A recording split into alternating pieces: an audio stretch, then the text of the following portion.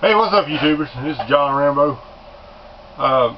In today's video, I'm going to be talking about sights on your firearms during the SHTF and considerations you probably should think about. And so some people might be thinking, like, who is this guy? How much experience does he have? I'll just tell you, I've been a hunter for about 30 years. I've been soldier for about 24, and I'm also a competition shooter. I've been in different competitions, mostly IDPA, since probably 2010, I guess, and so I have a fair amount of experience at what I like to call dynamic shooting. And when I say dynamic shooting, I'm talking about shooting on the move, shooting moving targets, standing and shooting. You know, a lot of people's experience of shooting is just staying in one position, like shooting from a bench. And I've even seen soldiers that didn't realize you could shoot standing up. So I mean, it's whatever your level of training is how far you're going to go in the shooting world. But anyway, so this survival shotgun prompted this video. I've been thinking about sights for it, and right now it has a set of iron sights on it. And originally I thought about putting a red dot on it, but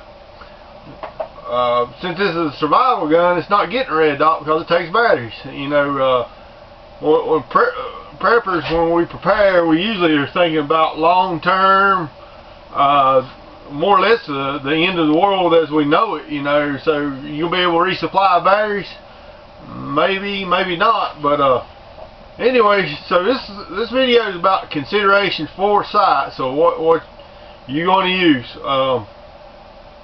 Alright, my thing with iron sights, that I've used them, I've qualified in the military with them. My thing with them is the fact that you have to line up three things with iron sights. You have to line up the front sight with the back sight. You have to line up both of these with your target. So that's three things that you got to line up with iron sights. And we're going to move on now. I'm going to talk about red dots. Alright. With a red dot or a traditional rifle scope, you got two things to line up: the dot or the crosshair and the target. It's much simpler. So here's the problem we have with red dots during the SHTF. Are you going to be able to find batteries for these, you know, in the future?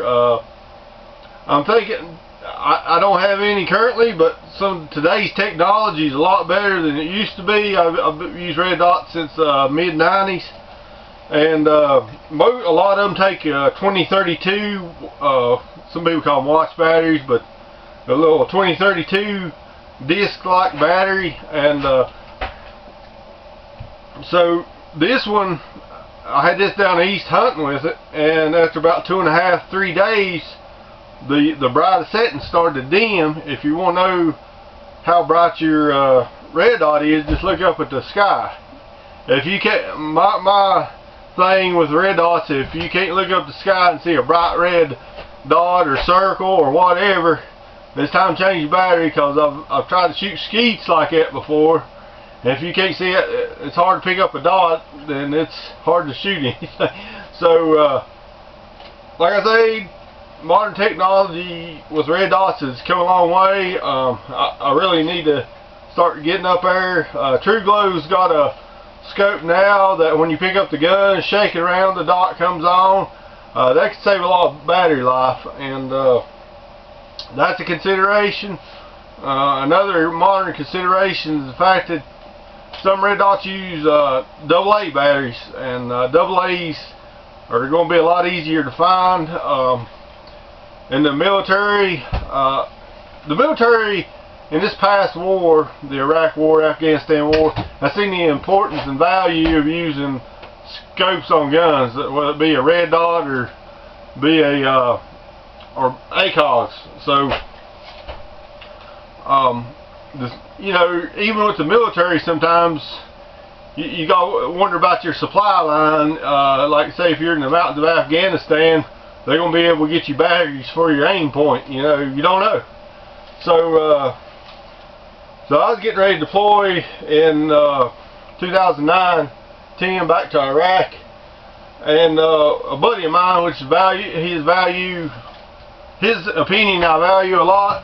We were talking about you know, should I run with a red dot or should I go out and get something else?